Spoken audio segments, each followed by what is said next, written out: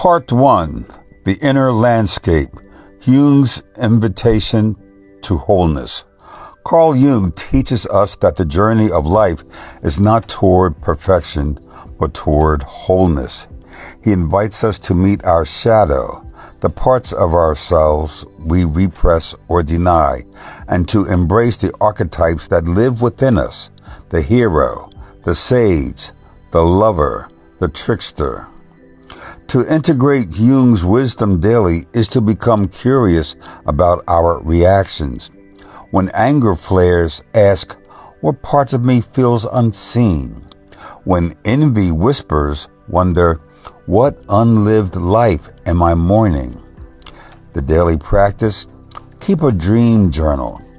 Jung believed dreams are messages from the unconscious. Even a single image, a staircase, a storm, a forgotten friend can be a doorway to self-understanding. Until you make the unconscious conscious, it will direct your life and you will call it fate. Carl Jung. Part 2 is the outer chessboard, Machiavelli's call to clarity. Machiavelli is often misunderstood as cynical, but beneath his sharp realism lies a deep respect for human nature and the art of decision-making. He teaches us to see clearly, act decisively, and understand the dynamics of power, not to dominate, but to survive and serve wisely. To integrate Machiavelli is to stop pretending the world is fair, is to ask, what are the incentives here? What are the risks? Is to learn the difference between being good and being effective, and to strive for both. The daily practice, before any major decision, write down the possible outcome, the allies and the obstacles. Think like a strategist. What would Machiavelli advise?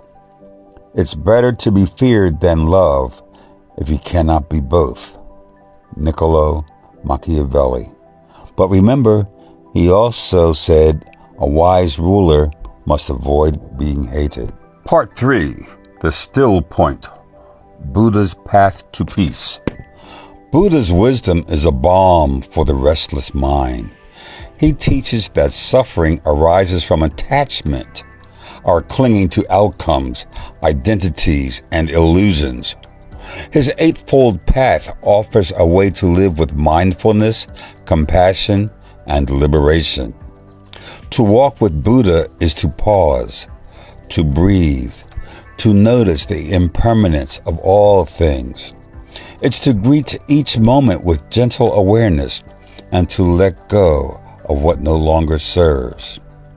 The daily practice. Begin each morning with 5 minutes of silent breathing. Observe your thoughts without judgment, then let them pass like clouds. Peace comes from within. Do not seek it without. The Buddha. If this part of the journey speaks to you, feel free to comment. What helps you find peace in your day? Part 4.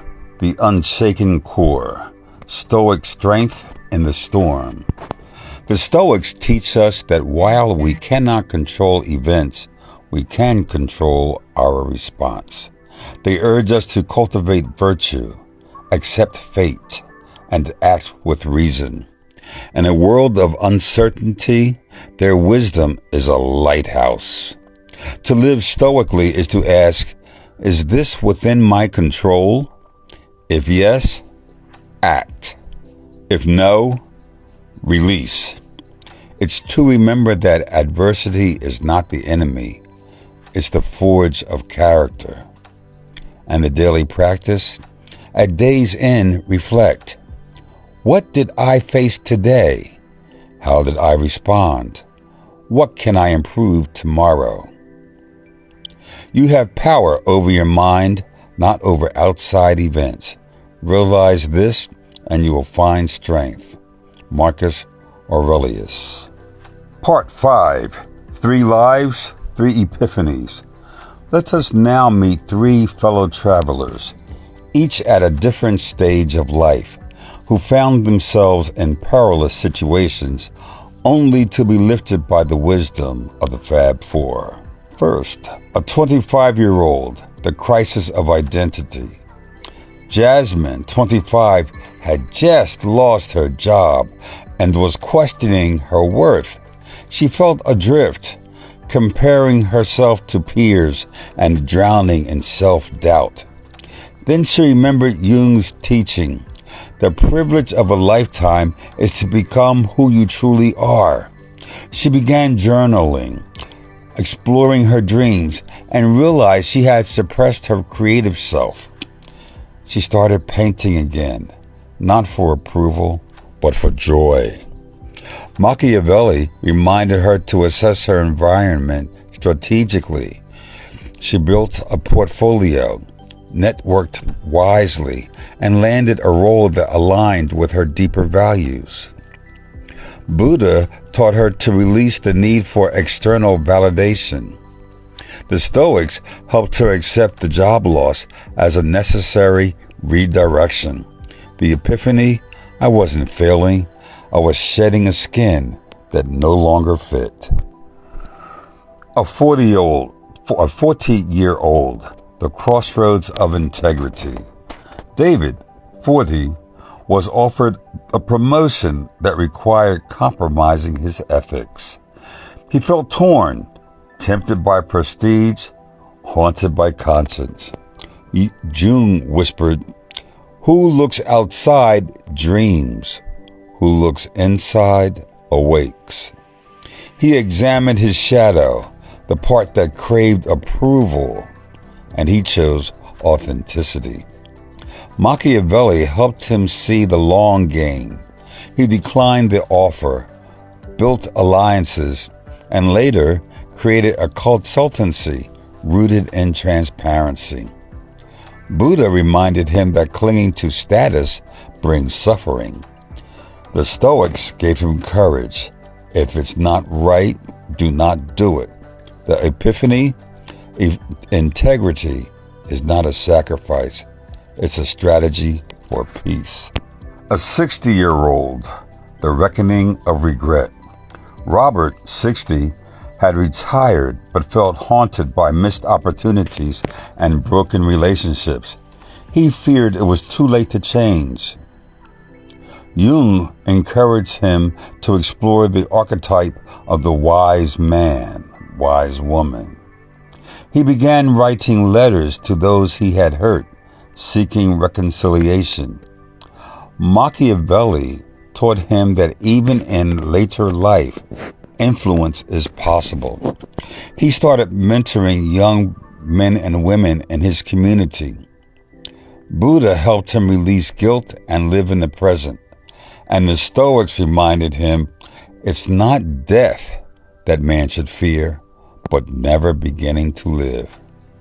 The epiphany: my story isn't over, it's just beginning a new chapter. Part 6.